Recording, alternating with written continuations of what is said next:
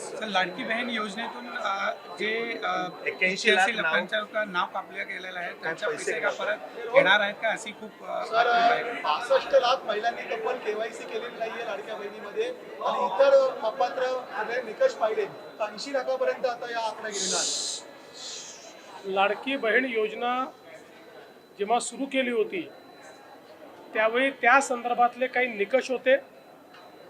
त्या निकषाच्या आधारावर बहिणींना अर्ज करायला सांगितलं होतं आणि कागदपत्रांच्या पूर्ततेला वेळ लागेल म्हणून ही मुभा दिली होती की त्यांनी सेल्फ सर्टिफिकेशन करायचं. म्हणजे त्यांनी जे सांगितलं ते सत्य मानून आपण त्या ठिकाणी त्यांना लाडक्या बहिणीचा लाभ देणं सुरू केलं.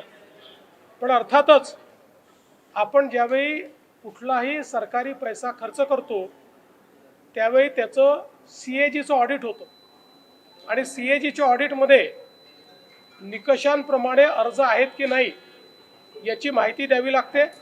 आणि म्हणूनच योजना सुरू झाल्यानंतर आपण त्याचं KYC सुरू केलं आणि वेगवेगळे जे डेटाबेस होते त्याच्याशी कंपॅरिझन सुरू केलं, ज्याच्यामध्ये इन्कम टॅक्स विभागाकडनं आपण माहिती घेतली.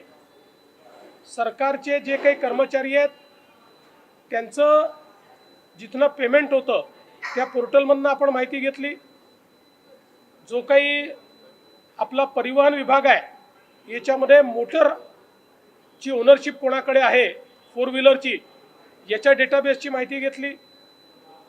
रेशन कार्ड याच्या डेटाबेसची माहिती घेतली आणि ही सगळी माहिती आपण ज्यावेळेस कोलेक्ट केली त्यावेळी असं लक्षात आलं की 5 लाख लोक असे आहेत ज्यांच्या घरी सरकारी नोकरी आहे. 14,000 तर पुरुषच निघाले. जवळपास 10 लाख असे निघाले की ज्यांचं उत्पन्न 2.5 लाखापेक्षा जास्तीचं आहे. अशा वेगवेगळ्या डेटाबेसमध्ये जे लोक अपात्र झाले त्यांना आपण अपात्र केलेलं आहे. त्यासोबत आपण हे सांगितलं होतं KYC करून घ्या, म्हणजे जे काही माहिती तुम्ही सादर केलेली आहे ती आत्तापर्यंत सत्य मानण्यात आली आहे, आता त्याची कागदपत्र द्या. पण मोठ्या प्रमाणात KYC झाली नाही. आता एक गोष्ट आपण लक्षात घ्या की ज्यांना अर्ज करता येतो, सेल्फ सर्टिफिकेशन करता येतं, त्यांना KYC करता येत नाही असं मानणं काही योग्य नाही. पण जवळपास 9 महिने सातत्याने पाठपुरावा केल्यानंतरही ज्यांनी KYC केली नाही ते अर्थातच कुठला तरी एखादा निकष पार पाडत नाही म्हणून त्यांनी KYC केली नाही.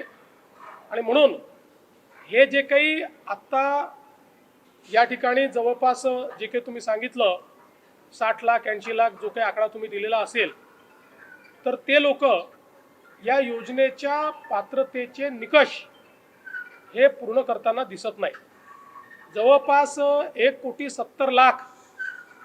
1,70,00,000 महिला, थोडं आकडा कमी अधिक असेल 3-4 हजार नी, पण 1,70,00,000 महिला ज्या आहेत या निकष पूर्ण पार करतात.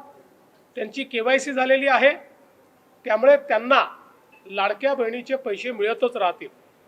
ज्यांनी KYC केली नाही त्यांना आता आम्ही पैसे देणार नाही, पण त्यांना दिलेले पैसे आम्ही वसुली करणार नाही. मात्र 14,000 ज्या पुरुषांनी पैसे घेतलेले आहेत त्यांच्याकडनं मात्र पैसे हे वसूल केले जातील. त्यामुळे नीट सायंटिफिक प्रोसेसने या सगळ्या गोष्टी केल्या आहेत. आणि आजही यांच्यापैकी कोणी जर KYC करणार असेल तर आम्ही विंडो ओपन करायला तयार आहोत आणि त्यांना लाभ द्यायला तयार आहोत.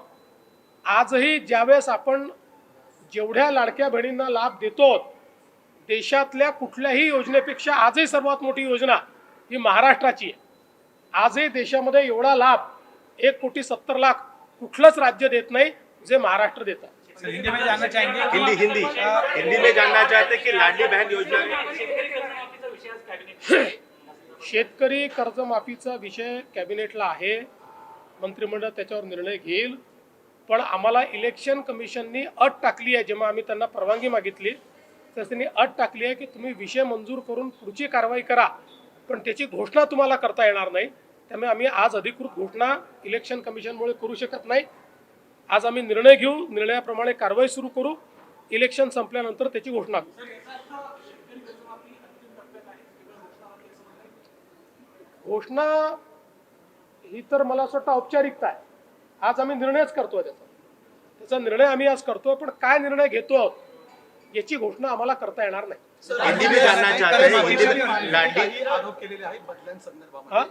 सीआयडीच्या एसपी ज्या होत्या पुण्यामध्ये, वैशाली मानेंनी काही आरोप केले की बदल्यांमध्ये या संदर्भात डीजी साहेब लक्ष घालतील आणि जे काही त्या बोलल्या आहेत, मला माहित नाही ते काय बोलले आहेत, मी ऐकली नाही आहे, पण डीजी साहेब त्यात लक्ष घालतील. महाराष्ट्रातील ताज्या बातम्यांसाठी बघत रहा टाइम्स टुडे टीव्ही. सोबतच शेअर करा, सबस्क्राईब करा आणि बेल आयकॉन प्रेस करा.